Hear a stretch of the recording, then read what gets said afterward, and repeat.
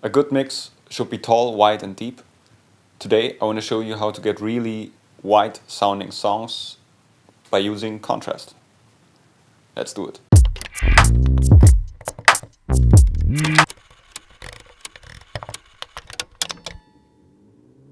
What's up, this is Marrcello. If you're interested in MPC tutorials just like this one, consider subscribing. Also, if this is of any help to you, leave a like and a comment and hit the bell so you don't miss any future tutorials. Let's dive in. In order to achieve wide sounding mixes, it's important to use the whole spectrum of left and right, obviously. The second important factor which makes a song sound wide is contrast. If you have everything panned all over the place, all throughout the song, it's likely to not feel very wide because the ears get used to it.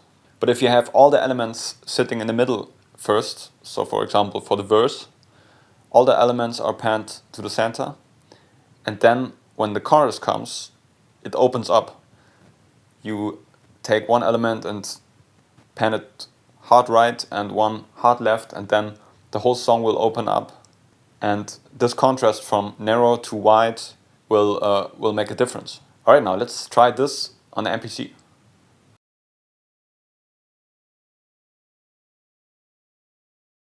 Alright, I loaded up a drum program of my drum kit Knock Knock, which contains all the drums and percussion of the kit.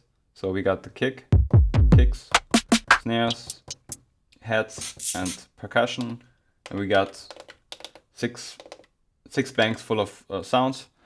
Let's just lay down a simple drum groove. Let's find a kick.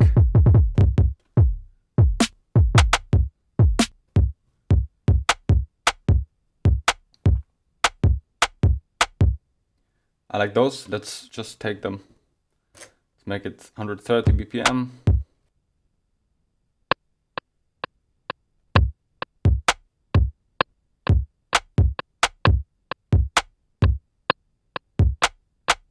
So kick and snare are best left in the middle, always. The hi-hat can also be in the middle.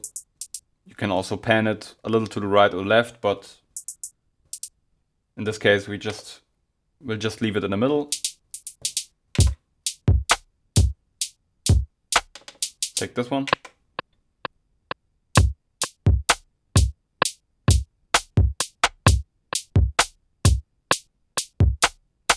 Alright, we got a simple groove. Now let's add some percussion. Let's take this one.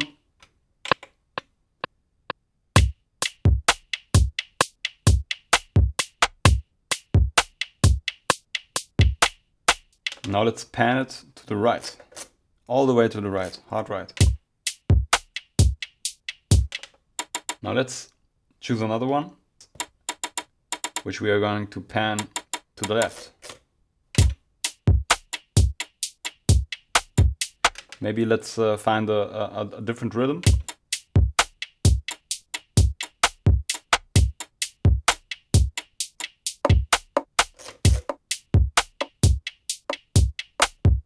Let's play this one with a different rhythm than the per kit on the right.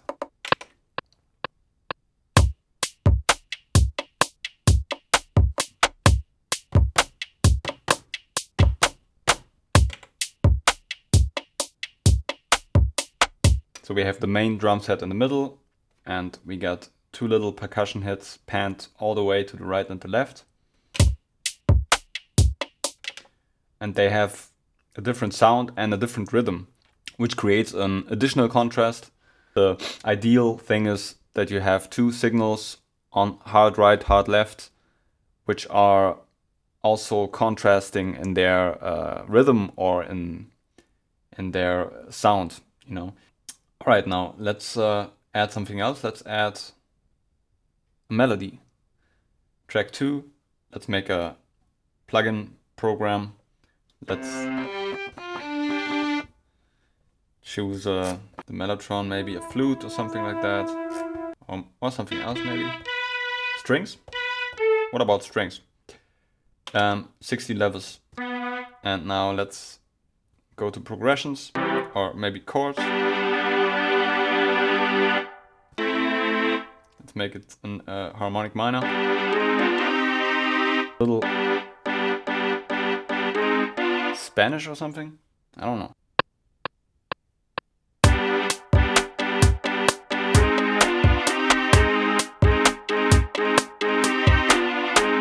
Alright, now let's pan those strings all the way to the right. Let's just try that. And let's make sure the strings are not in stereo but a mono signal. We don't want very wide strings. We just want a mono signal which is on the right. So let's go to modulation, air, and the air width. We are on the string program, and let's decrease the width. Yeah, this makes the difference. So we got the signal on the right. We need a counterpart. So let's choose another plugin program. And let's maybe take this flute. Why not? Let's go to track mix and let's just do the same. Convert it into a mono signal. Stereo width. And the width all the way down. Okay. Doesn't matter. In this case, it sounds better when I play the same pattern. So let's play exactly the same thing as we did on the right, but a different instrument.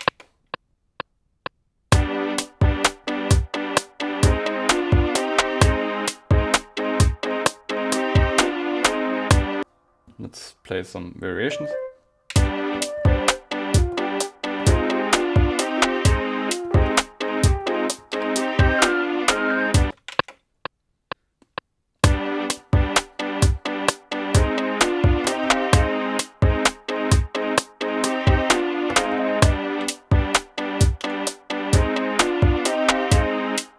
Alright, now we got a pretty wide sound, and the contrast is huge if we just take the whole thing, so the master, and just add the stereo width plugin to the master and just turn the width down to 0. So this all works on mono too. So.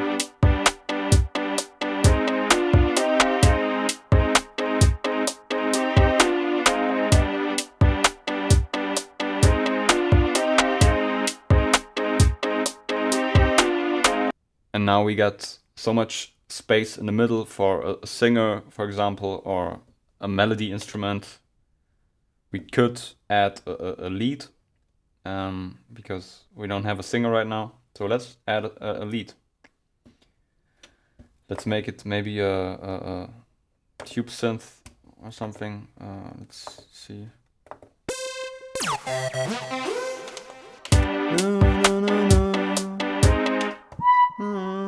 No.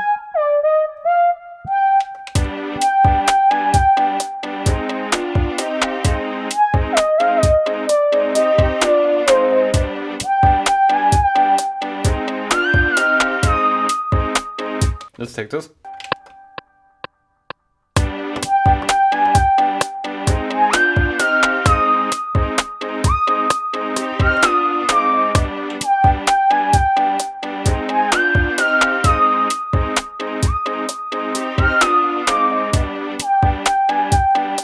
Let's add a bass, which is also in the middle, of course.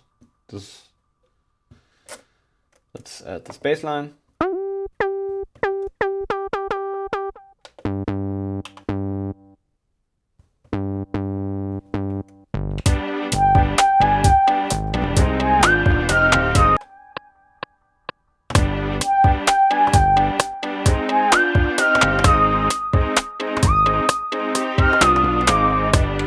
And as you may hear, if you get used to it, so if this beat keeps on repeating and repeating, you get used to this kind of width, and it doesn't seem so wide anymore. In order to be able to hear the width that we just created in our version, we need a contrasting part. So I arranged the song a little bit. So I made a verse which has all the elements, all the percussion that were on the right and the left panned to the middle. And I muted the strings and I panned the flute to the middle. So the verse is very narrow, but if the chorus comes in, you will hear it opens up just because our ears got used to the sound being in the middle. Alright, let's hear it.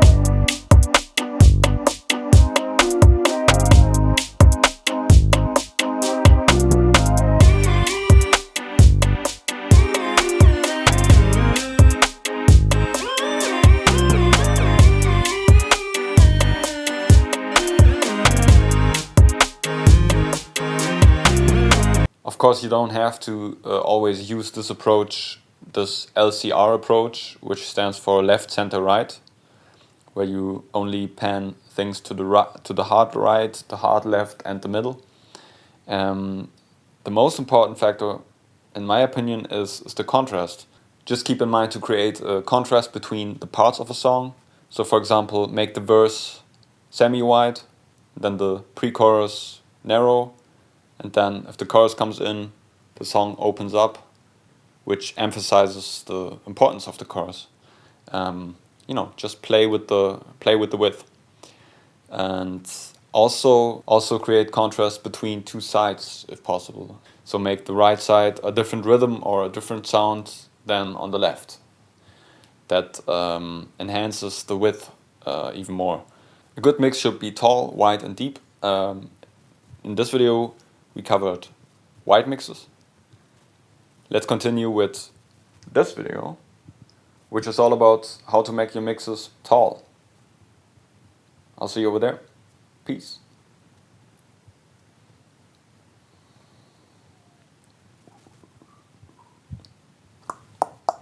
All right.